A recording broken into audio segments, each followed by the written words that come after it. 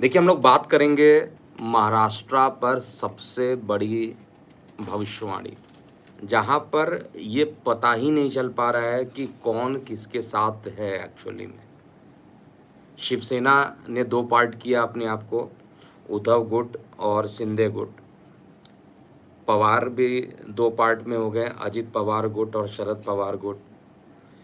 BJP और कांग्रेस अलग-अलग पहले ही थी। अब वहाँ पर क्या होने वाला है, अब वहाँ पर मेजर चेंजेस क्या होगा, उसको पॉइंट टू पॉइंट समझते हैं।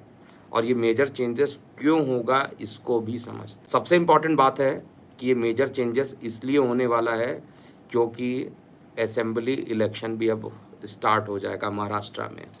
और महाराष्ट्र में जो इस असेंबली इलेक्शन होगा, यानी विधानसभा के जो चुनाव होंगे, पिछले बार 2019 में अक्टूबर के आसपास हुए थे। इस बार भी अक्टूबर-नवंबर के आसपास ही है, सितंबर में ही शायद हुआ था पिछली बार। अक्टूबर-नवंबर के आसपास ये चुनाव फिर हो सकते हैं।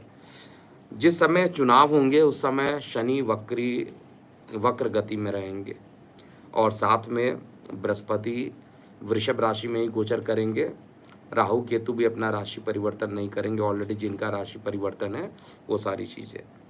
तो सबसे पहला प्रेडिक्शन जो मैं वहाँ पर करने वाला हूँ, जो पवार गुट जुड़ा हुआ है, शरद पवार, अजीत पवार, ये गुट सबसे पहले अलग होगा, ये पहला प्रेडिक्शन है। और ये एक प्रकार से देखा जाए तो असेंबली इलेक्शन के लिए ये बहुत अच्छा होगा।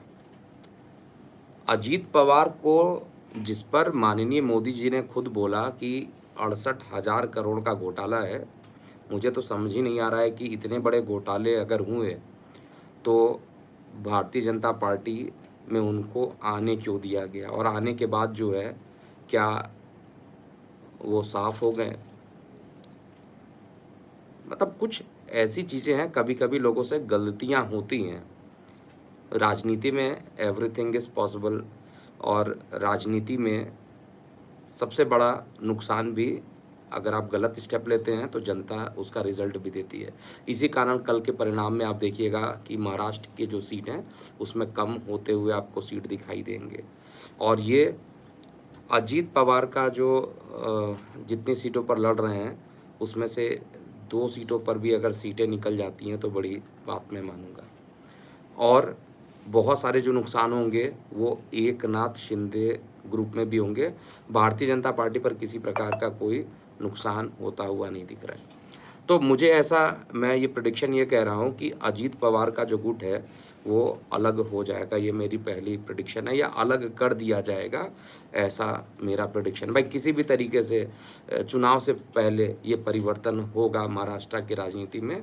वीडियो को अभी डाउनलोड करके सेव कर लीजिएगा, और जब रिज़ल्ट होंगे उसके बाद हम इसके लिए बात ज़रूर करेंगे, जिस समय रिज़ल्ट होने वाले हैं। क्योंकि यहाँ के लोग भी कन्फ्यूज्ड हैं बहुत सारे। किस तरीके से कन्फ्यूज़न हो रही है कि भाई शिवसेना को लोग दिल से हिंदुत्व पार्टी मानते थे।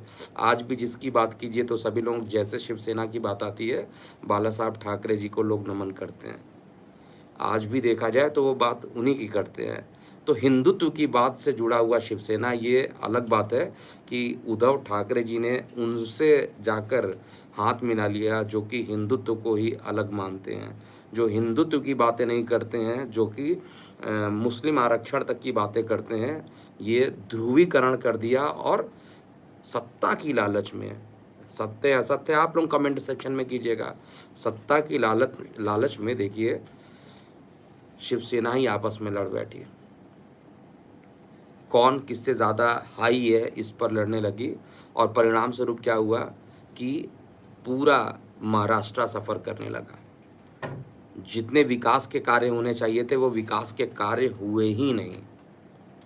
और इस बार जो होने वाला है उसमें एक गलती जो अजीत पवार को भी लेकर, जब ऑलरेडी आपके पास डिप्टी सीएम थे और आपके पास पूरी चीज़ें थी, तो आपको तीसरे को नहीं लेना चाहिए था। और ऐसे लोगों को, जिसके कारण आपकी इमेज खराब भी हुई है, तो ऐसी चीज़ें नहीं होनी चाहिए थी और नीतीश कुमार को बिहार में लेकर गलती, 2 ऐसी चीज़ें हुई हैं कि परेशानियों का कारण है और आने वाले समय में आप ज़रूर देखिएगा कि एनडीए से ये बाहर हो जाएँगे और एनडीए से बाहर होने के लिए अजीत पवार गुट सबसे पहला प्रेडिक्शन बनता है।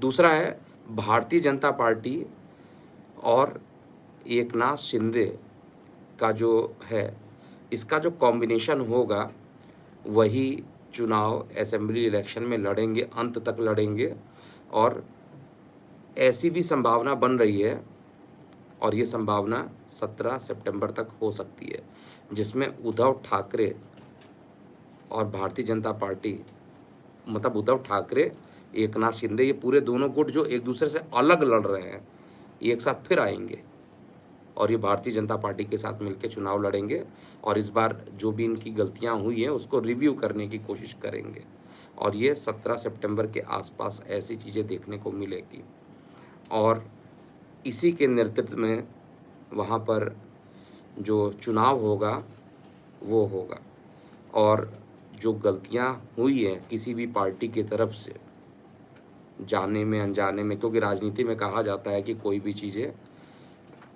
अपने हित के लिए लोग करते हैं और ये सारी चीज़ें हैं। तो ये 2 भविष्यवाणी मैं दे रहा हूँ कि शिवसेना का विलय होगा। शिवसेना जो टूट चुकी है वो विलय करके एक साथ आएंगे 17 सितंबर, असेंबली इलेक्शन से पहले आएंगे और असेंबली इलेक्शन से पहले आने के बाद ही वहाँ पर एक स्थायित्व सरकार मिलेगी और जो भी विरोधाभास थे, मैं पहले भी बता चुका हूँ उद्धव ठाकरे पर भविष्यवाणी, और उस समय क्योंकि टिकट शायद निकल चुका था इसलिए थोड़ा डिले हुआ, नहीं तो लोकसभा में भी साथ आ सकते थे, लेकिन लोकसभा में ये साथ में नहीं आए, विधानसभा में साथ आते हुए दिखाई दे रहे हैं और जो भी मनमुटाव है ये आपस में बैठकर ये सही कर लेंगे, ऐसा मैं चेक कर पा रहा हूँ। इसके 2 रीज़न मुझे दिख रहे हैं।